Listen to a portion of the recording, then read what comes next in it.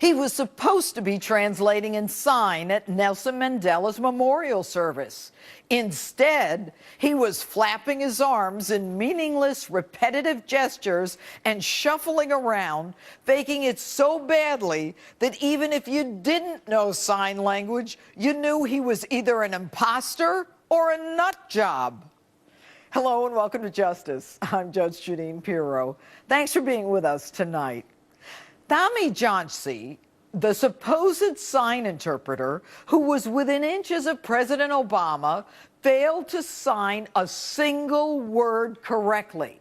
But he did manage to flash the gang sign for the California Mafia Crips Athens Park Boys and something that looked like the University of Texas hook 'em horns gesture. And then there's this one. Well, you can figure it out.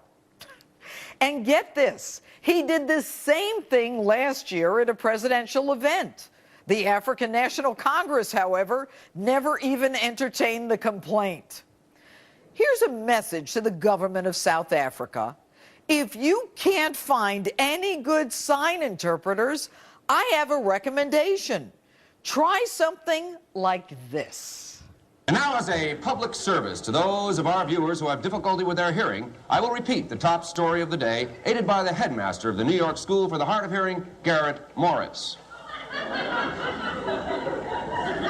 Our top story tonight... Our top story tonight... Generalissimo Francisco Franco is still dead. Is still dead. Good night and have a pleasant Good night and have a pleasant tomorrow. But Tommy is not just a fraud, you know. He's a whack job, a violent schizophrenic who spent as long as a year in a mental institution, was to be institutionalized the day of Mandela's service, but left to attend the funeral, where he admits he heard voices and saw angels soaring into the stadium while he did his sign two-step.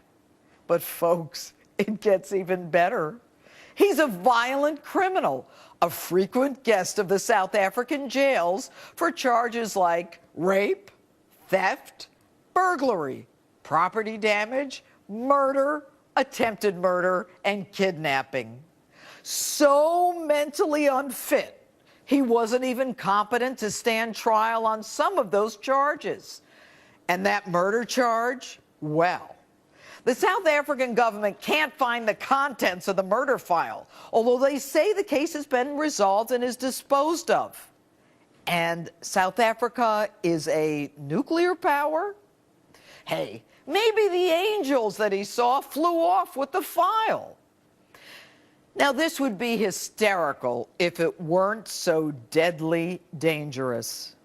So what's up with the Secret Service? How do they not screen someone standing within inches of the President of the United States of America? A minimal investigation would reveal the so-called signer was a fraud, a violent mental schizophrenic, and a violent criminal. And you guys get paid for what? But then again, these are the same bozos about whom chronicles of ineptitude are rampant. You remember those party crashers, the Salahis? Not on the White House guest list, but want in on that presidential party? No problem. The Secret Service will let you in even at a time when threats against the president are at an all-time high. But to give the Secret Service some credit, they are sensitive to the economic woes of other nations, openly supporting the economy of Colombia by enlisting the services of prostitutes.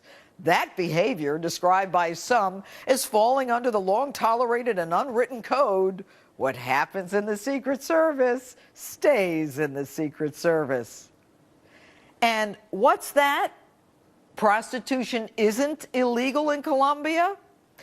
Oh, I feel so much better. And I'll bet those Secret Service guys' wives do too. So what's the fuss? Only the president's whereabouts and his itinerary are at risk. Of course, the then head of the Secret Service says this kind of behavior is an anomaly. So why is it when the Secret Service shows up in town, they're referred to as the Secret Circus? Okay, Forget the sex stuff. Forget the party crashers. Explain how you let the vice president's Secret Service vehicle get stolen from a hotel parking lot in Detroit. Might the location have something to do with it? Might something have been going on in that hotel? Now, some say both South Africa and the Secret Service were responsible for the president's safety. But the safety of the President of the United States is within the exclusive jurisdiction of the Secret Service. How could you possibly rely on South Africa, given their familiarity with Tammy's criminal, mental, and fraudulent behavior? And how does the Secret Service permit a clearly dangerous man within inches of the President of the free world? Look, I know the integrity, the devotion, and the courage of many agents in the Secret Service. These guys, men and women, will take a bullet for the president. That's not even up for debate here. But come on, guys. How do you not check this man out? I don't care if the Pope vouches for him. Your job is to check him out again. It's Law Enforcement 101. Or were you too busy looking to bump up the South African economy with your secret circus? Why wasn't this plan better, given that Nelson Mandela was of deteriorating health and on life support for months? Is everyone incompetent in the Obama administration? But hey, you can rely on good old Jay Carney to cover for you.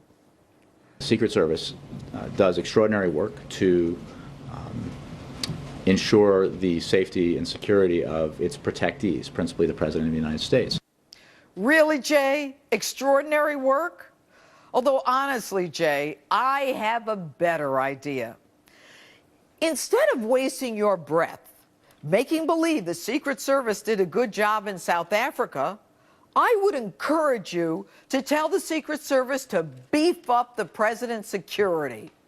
Their resources would be better spent making sure that Michelle Obama doesn't kill the president for taking that selfie with that blonde in South Africa at the service. With me, conservative columnist and author of Never Trust a Liberal Over 3, Ann Coulter. All right, Ann, can you believe this stuff?